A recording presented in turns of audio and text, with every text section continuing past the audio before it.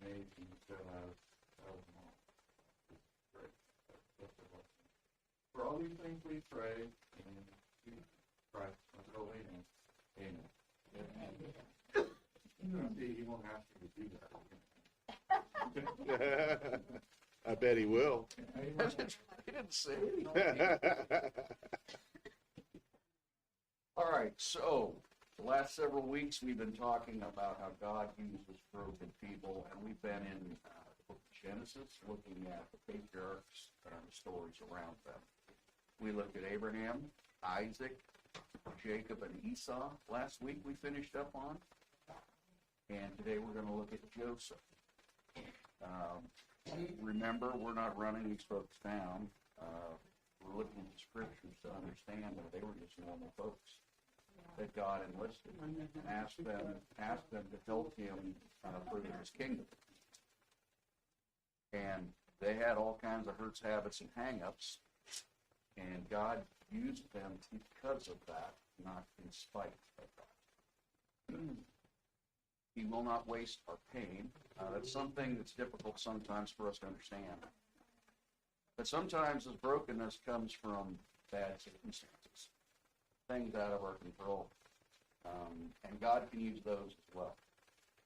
We're going to start in Genesis 37. There's that tree. You can see how big those limbs are. It's quite a ways away. That's after I put the ladder back up. And yeah, that was several days later before I looked at that tree.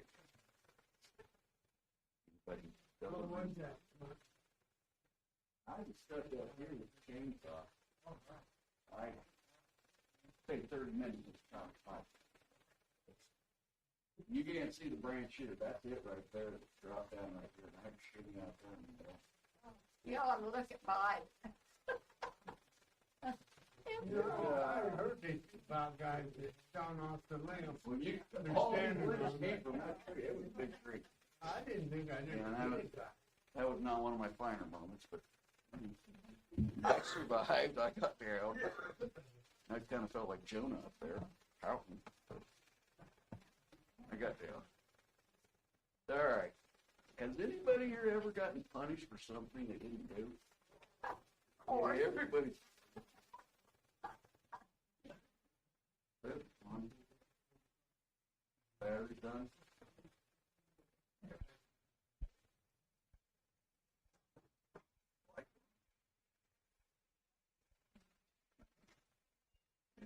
You just speak louder. I probably don't.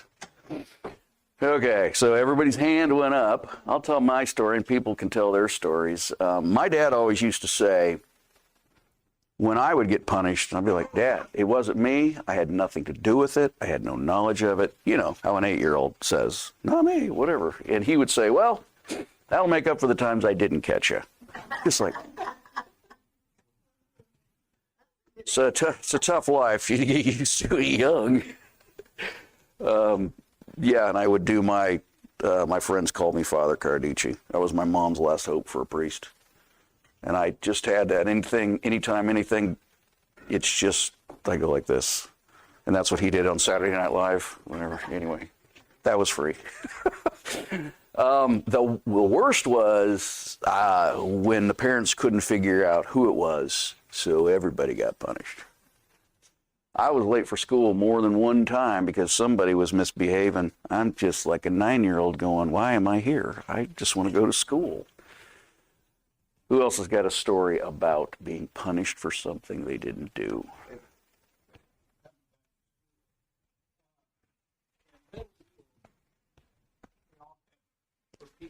We all had a place to line up, and then where we would come to for that class.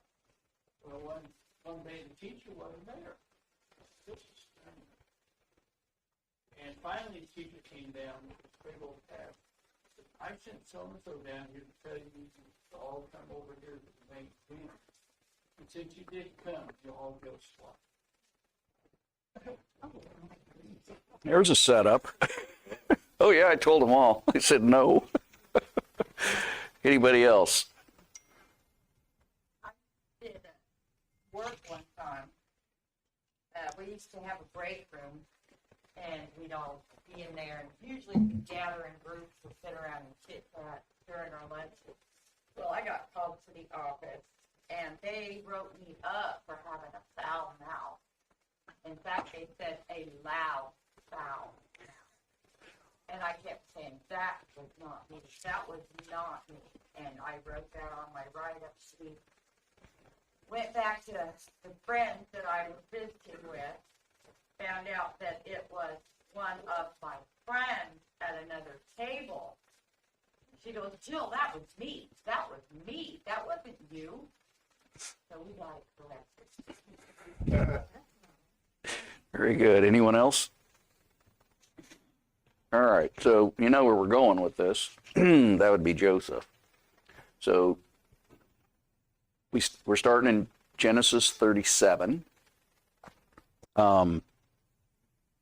Joseph is tending flocks for his father. He brings a bad report about his brothers back to his dad. He's kind of a snitch. Now, were they doing something that Dad needed to hear about? Who knows, but now his brothers kind of see him as a snitch anyway. This is not going to go well for him. And to make matters... Excuse me? Weren't they awfully Yep, we're getting there. So, and he's Dad's favorite to boot. So not only is he a snitch, but he's Dad's favorite. Now, they say because he had him when he was up in years, Jacob, but, you know, it was also because Rachel was his favorite, I'm sure. And it might also because he liked to snitch, but who knows? The plot thickens. And to make matters even worse, Dad knows he's his favorite, so Dad makes him an ornate robe. So the other brothers know this. This is rubbed in their face every day. The baby of the family. Well, he's not baby at this point because Benjamin has been born, but he's still the favorite and the little guy with a coat of many colors. And this, of course, created a lot of jealousy, and in fact, says hatred towards him. So, you know, were all these things purposeful? I don't know. We could talk about this. Are these coincidence? They're not. All of these things, these ingredients had to be in this pot for these things to happen in Joseph's life. Can someone read Genesis 37, 5 through 11?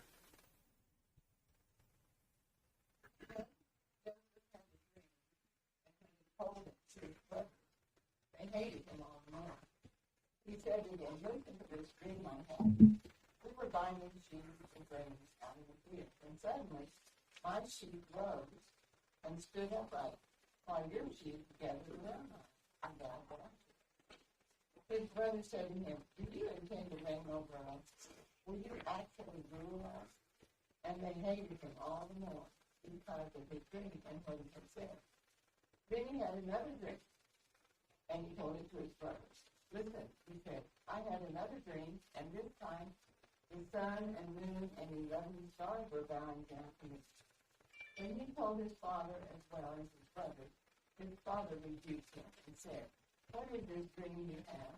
Will your mother and I and your brothers actually come and bow down to the ground before you? His brothers were jealous of him, and his father kept the matter in mind. So God gives Joseph dreams.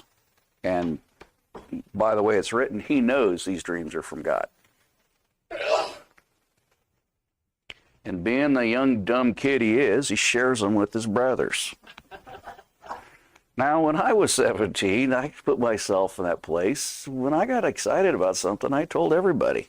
I mean, I just did. If something happened, I told everybody. I'm a storyteller. It's what I do. I don't think, some commentators are saying, well, he was arrogant and he was trying to rile his brothers up. At 17, I don't know. I think he was just excited.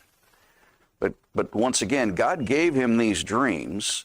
This was all part of the ingredients for things that were going to happen. It had to happen this way. God knew it was going to happen this way. So, however, the dummy shares with his brothers and he riles them up even further. And even his father at this point might be seeing some hostility.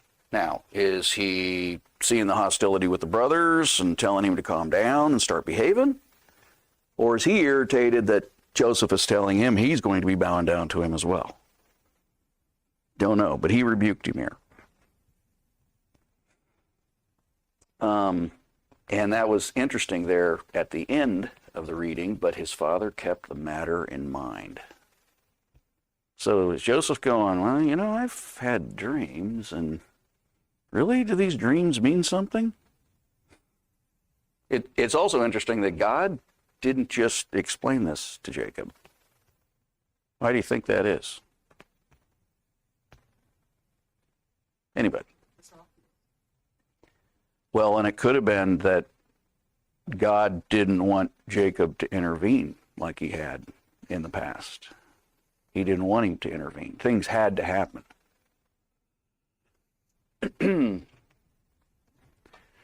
Okay, so this is probably going to be my epitaph. So, yeah, you cannot make this up. I will write a book someday. And I think, you know, when things happen and you're just like, what? Why me? Anybody ever ask why me? I know I told a story about the car breaking down in Salina, Utah, that 107-mile and nothing road. And they had to drive me 30 miles up the road to a turnaround so they could take my $75 from me for the tow.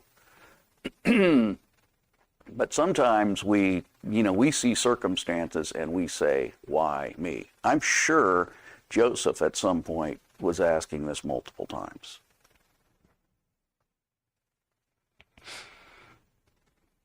So there's all the ingredients. Jacob sends Joseph to check on his brothers. They're out tending the flock wherever, so keep in mind they're moving the flock around wherever the grass is. When the grass gets eaten, they move them on further somewhere else to new green grass, and they just kind of move around the herd to keep them fed. So Joseph gets sent by Jacob to check on his brothers. And, literally think back, he was a snitch before, so he now is the guy the dad sends out to see if the brothers are behaving and they're doing what they're supposed to be doing. I've always wondered, too, does Joseph look at his brothers as half-brothers because they have different mothers? Just curious. I always wondered that. I mean, my older brother, 7 brothers and sisters, are just half brothers and sisters, but I consider them brothers and sisters. Some people say, well, that's my half-brother. Wasn't Jacob still married to both mothers? Oh, all 4. So I would think that maybe Joseph could tell that Jacob favored his mother over the other ones, and that would happen. Yep. Rachel was the favorite. Okay, so now we're into Genesis and 37. Can someone read 17 through 36? This is a big read, but this is important. This is the important part of the story. 17 through 36. If you want to read half of it and someone else read half of it, that's fine. The man said, they have departed from here. This is when he's looking for his brothers. And he met a man. So the man said, they have departed from here, for I have heard them say, let us go to Dothan. So Joseph went after his brothers and found them in Dothan. Now, when they saw him afar off, even before he came before them, conspired against him to kill him. And they said to one another, look, the dreamer is coming. Come, therefore, let us now kill him and cast him into some pit, and we shall say, some wild beast devoured him. We shall see what will become of his dreams. But Reuben heard it, and he delivered him out of their hands, and said, let us not kill him. And Reuben said to them, shed no blood, but cast him into the pit which is in the wilderness, and do not lay hands on it, but that he might deliver him out of their hands and bring him back to his father. So it came to pass when Joseph had come to his brothers they stripped him of his tunic, the tunic of many colors that was on him, and they took him and cast him into a pit, and the pit was empty, and there was no water in it. And they sat down to eat a meal. That's kind of weird that they would do this and then just sit down to eat. But they sat down to eat a meal, and they lifted up their eyes and looked. There was a company of Ishmaelites coming from Gilead with their camels bearing spices, balm, and myrrh on their way to carry them down to Egypt. So Judah said to his brothers, "What profit is there if we kill our brother and conceal his blood? Come out and let us sell him to the Ishmaelites, and let not our hands be on him, for he is our brother and our flesh." And his brothers listened. Now somebody could take over from 28 on. So when the Midianite merchants came by, his brothers pulled Joseph up out of the cistern and sold him for 20 shekels of silver to the Ishmaelites, who took him to Egypt. When Reuben returned to the cistern and saw that Joseph was not there, he tore his clothes. He went back to his brothers and said, "The boy isn't there. Where can I turn him off?" Then they got Joseph's robe, slaughtered a goat, and dipped the robe in the blood. They took the ornate robe back to their father and said, "We found it. Examine it to see whether it is your son's robe." He recognized it and said, "It is my son's robe. Some ferocious animal has devoured him. Joseph has surely been torn to pieces." Then Jacob tore his clothes, put on sackcloth, and mourned for his son many days. All his sons and daughters came to comfort him, but he refused to be comforted. "No," he said, "I will continue to mourn until I join my son in the grave." So his father wept for him. Meanwhile, the Midianites sold Joseph in Egypt to Potiphar, one of Pharaoh's officials, the captain of the guard. Okay, so there's a lot there. It's interesting Reuben tried to stop him. So he had one decent brother. But the other brothers were trying to destroy this dream of his. And they knew what he meant when he was saying, "Those sheaves bowed down to my sheep." They knew, and they were like, "Fine. We're not going to do God's will. In fact, we're going to try to usurp God's will. And we're going to kill this kid." I mean, it had to be, there was a lot of hatred there. And even Judah, at some point, realized he could kill. Oh, it's someone into slavery. Can't imagine. You never want to whine about your life. Find out the people that are trying to do God's will. What happens? It gets in the system and it gets sold. They did get pretty good money for him. That's about 80 days' wages. I looked it up. So half a year maybe, or good looking Hebrew. They probably had a lot of money from their father, right? Oh yeah. Then they dipped the robe in goat's blood and took it to Jacob. Evidently Jacob was still among the tents and didn't understand what I would think you could smell it, but anyway, the roots worked for them. And that moves us on to the next part of the story, that Joseph is sold to Potiphar, Pharaoh's captain of the guard. This guy is very tired. There he is, I mean, in a matter of days, Dad's favorite, and now he's going to be a slave. Can't imagine. I would not be that. I would not have a smile. Well, earlier on you said all this stuff is coincidental, leads up to everything leading. But if he'd have been sold to anybody else, yeah, he had to be sold to somebody that was important to the Pharaoh. It's all about broken people and the circumstances that God uses bad purpose. Sometimes we can't get our arms around. That's the story. Okay, so now we skip forward to Genesis 39. We all know this story pretty well, the other part of the story.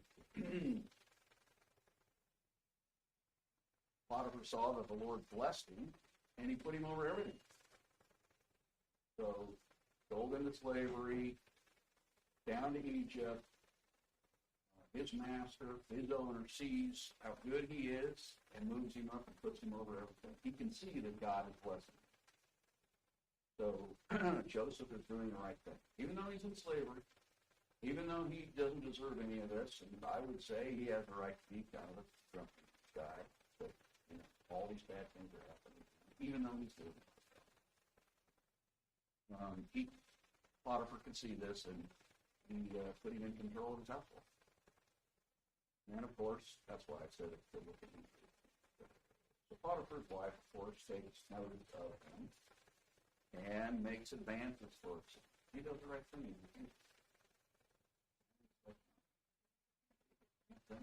He could have easily bit it. He may never have gotten caught, but that wasn't Joseph. And in many of these circumstances we're going to look at, Joseph does the right thing and gets punished. Right? More bad things happen because he chooses to do the right thing.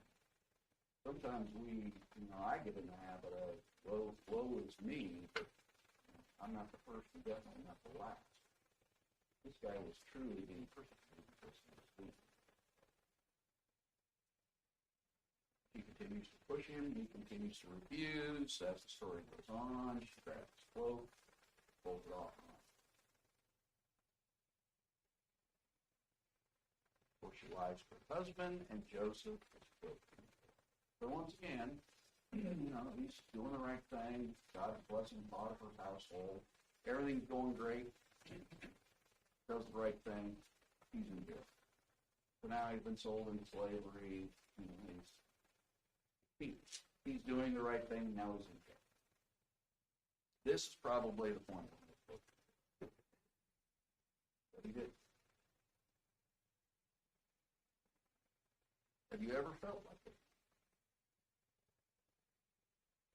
So, for me, there's been a couple of things. The wheels are falling off. Am I fighting against the direction I'm supposed to be going in? Am I kicking against the goads that God asked in Acts 26:14? Why do you kick against the goads? What am I doing wrong? Maybe if I just need to try a little harder. Of course, and that's the insanity. I've had jobs in the past that were so unpleasant, I, almost physically and mentally ill about what was going on, and it forced me to go out and find another job, a better job. And I think God works that way with us. He'll use our personality, right?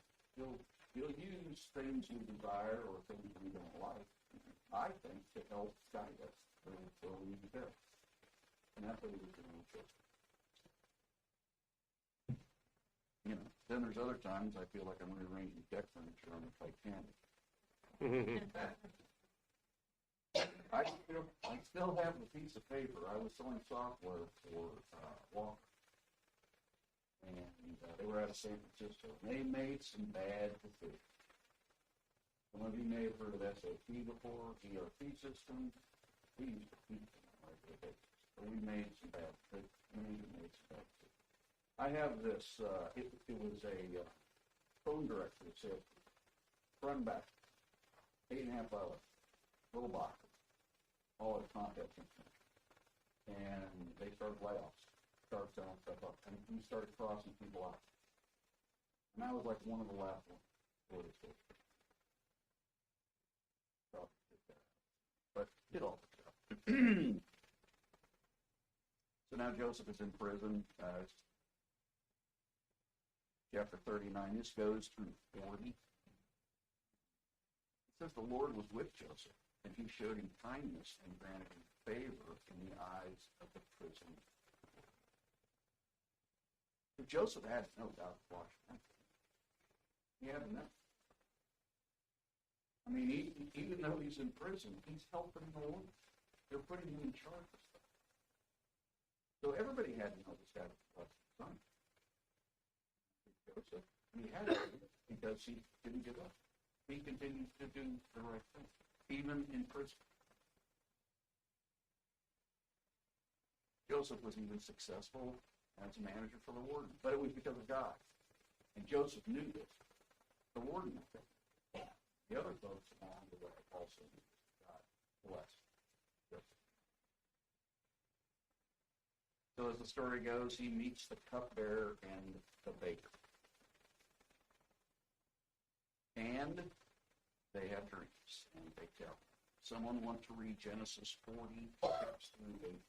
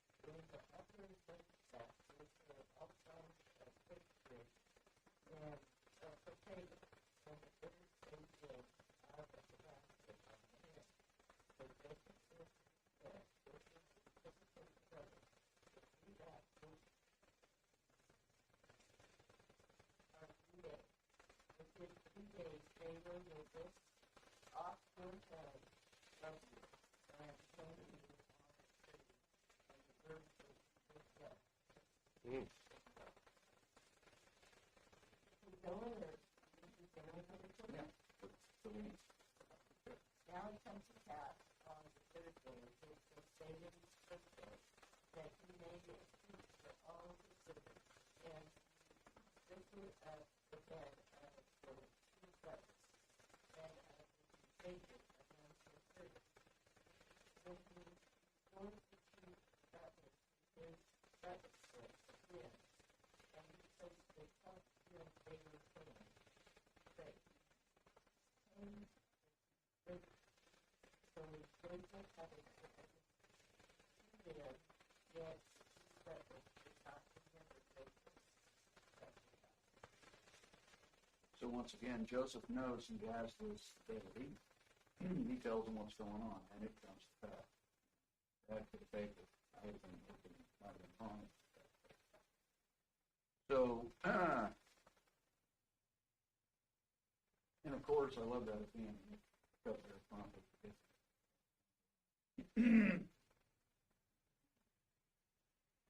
All right, turn to chapter 41, the Pharaoh's dream. I know this is a lot of reading today, but this is important, and I can go ahead and read it. So 2 years have passed. He's still in prison. He's still managing for the warden, doing the right thing. And at some point, the pressure's got to set in. But Pharaoh's dream, chapter 41, 2 full years had passed, Pharaoh had a dream. He was standing by the Nile. When out of the river there came up 7 cows, sleek in the back, and they grazed among the reeds. After them 7 other cows, ugly and gaunt, came up out of the Nile and stood sideways on the riverbank. And the cows that were ugly and gaunt ate up the 7 sleek back cows. Then the Pharaoh woke up. He fell asleep again and had a second dream. 7 heads of grain, healthy and good, were growing on a single stalk. After them 7 other heads of grain sprouted, thin and scorched by the east wind. The thin heads of grain swallowed up the 7 healthy full heads.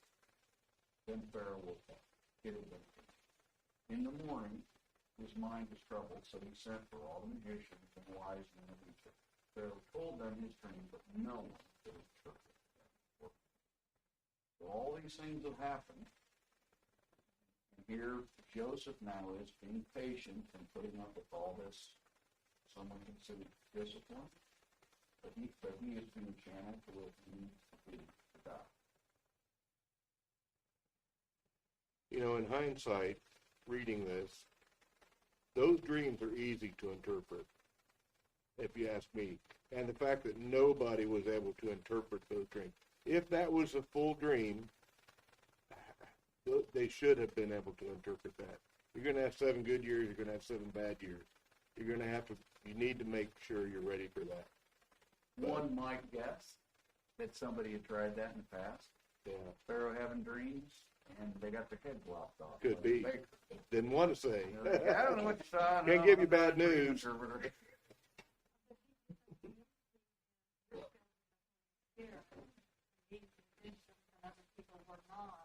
Could very well be. Could very well be. Was that Christmas Carol? There's a bit of bad potato. And seeing Marley as it goes. So no one could interpret this. Then the cupbearer remembers Joseph. Whether he's doing it to gain favor with Pharaoh, however, why ever, he finally remembers Joseph. And of course, Joseph is brought to Pharaoh, and I love this. So this guy's in prison, and he could be banging his chest right now and working to get out of prison by saying, yeah, no, I've got this power. I can do this. You get me out of here. These are all the things I want. He didn't do that. He gave God the credit right away. He said, I can't. But God will give Pharaoh the answer he desires. Joseph, once again, did the right thing. His neck is on the line. At this point, this is his way out of prison. And he knows what he did God.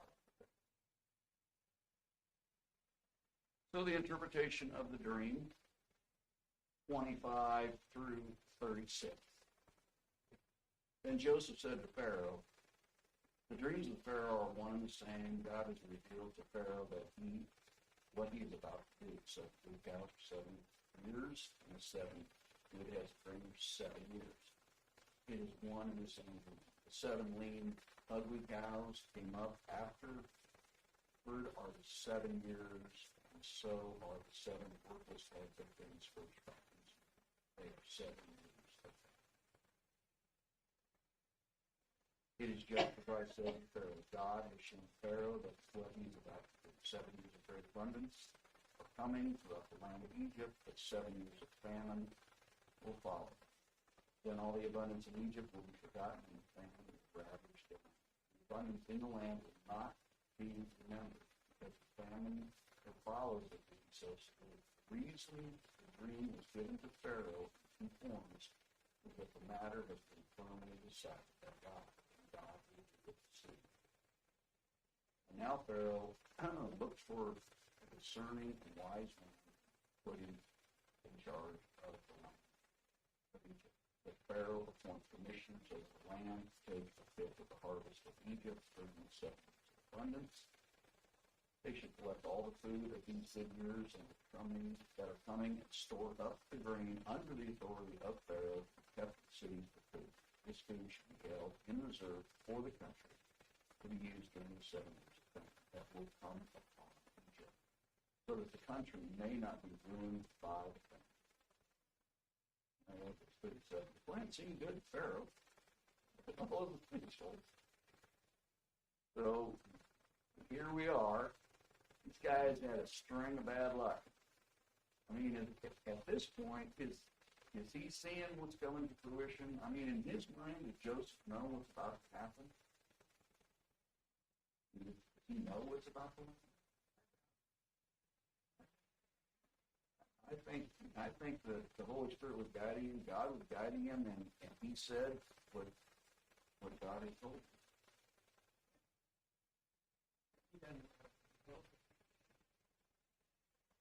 And just like that, Pharaoh makes him second in command. Now, my question here is, did he do a background check? It's like, how did you get in jail in the first place? Well, Potiphar. I don't know. Is Potiphar still around? Who knows?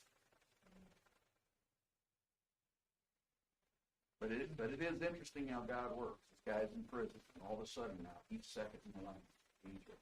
And that's not a trivial thing at all. So God did all these things. All these things weren't coincidences. These are small things that happened, big things to Joseph. Now here he is, second in command. And of course, Joseph oversaw the storing of the grains in the cities of Egypt for 7 years. I wonder if Pharaoh was down at any time as they were filling grains.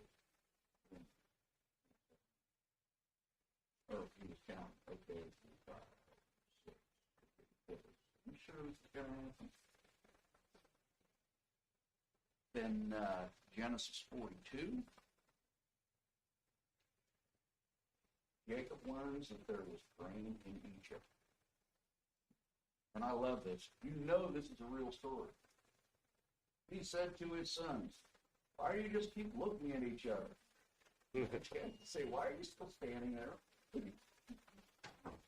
Go get some grain. What are you doing? Don't make me tell you what you have to do. It's simple. You know this is a real story. So, we know the rest of the story. And we could have made this, 3 or 4 weeks. There was a lot of material in the story. So 42:6, the brothers go down to Egypt, and guess what? Without it. Now at this point, are they remembering the 17-year-old they all wanted to kill? It took them a bit to figure it out.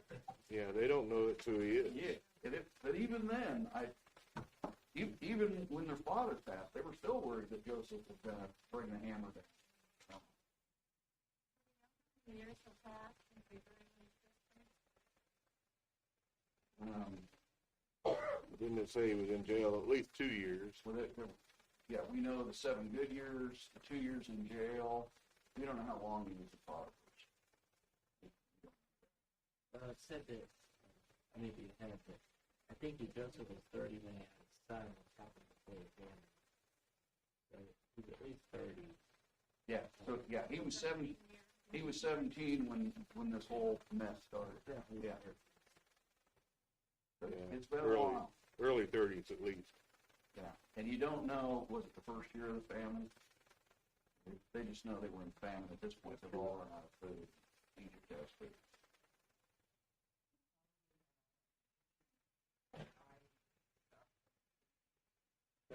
Well, I'm sure they're not expecting their brother Joseph, and would they have recognized him anyway? Because they haven't seen him. Even he was dressed as a Hebrew. Would they have known it was him? Because it's been a long time.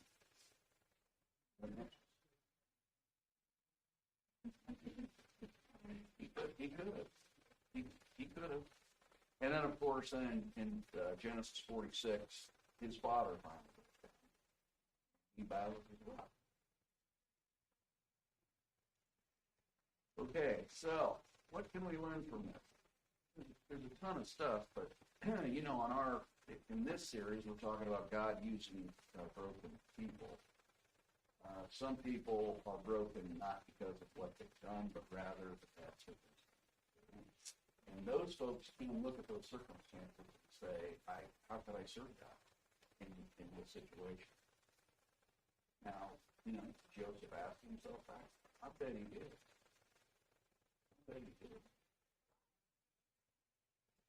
I mean, sold into slavery, Potiphar, jail, and then the Pharaoh. And this guy was sold into slavery at 17. And by 30-something, he's second in command in Egypt. And all because he did the right thing. If he hadn't done the right thing, there's many spots along the way that he wouldn't have gone. He might not have ever gone to jail. He might have stuck with Potiphar. But it was because he did the right thing that these bad things happened. And it moved him to where God.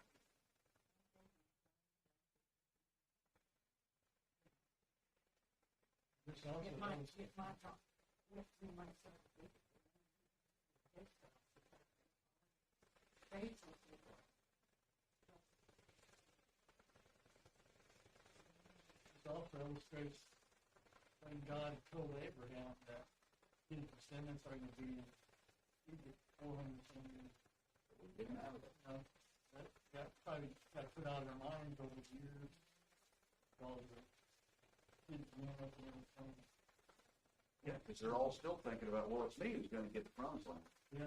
That's my land. Yeah, that was the promise was for me. I'm sure that's what has they're all saying. Work things out. He did not use circumstances as an excuse to give up. We have to remember that in our life. Bad things happen. Sometimes it's bad things happen. Well, they always happen for a reason. And God will use those things to glorify God. If it's things.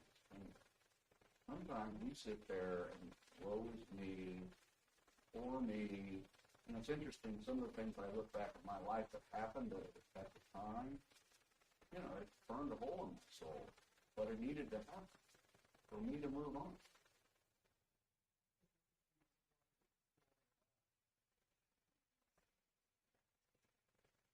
God can see strength.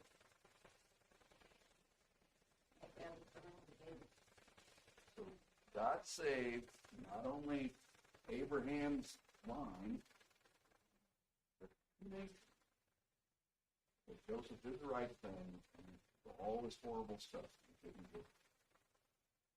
I mean, more than two nations that we know of. I'm sure there were other nations around there and other people who came to Egypt as well.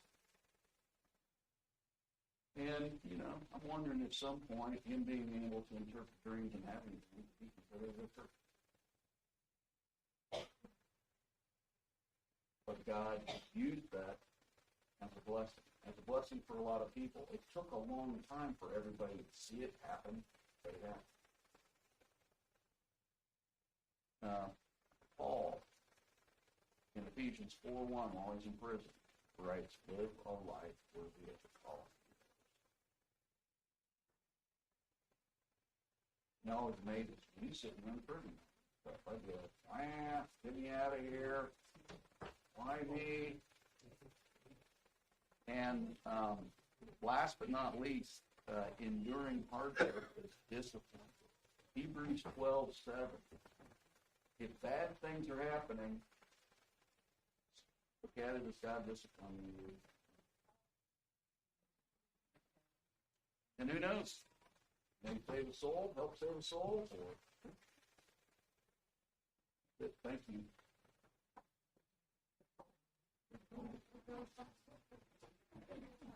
And he did a couple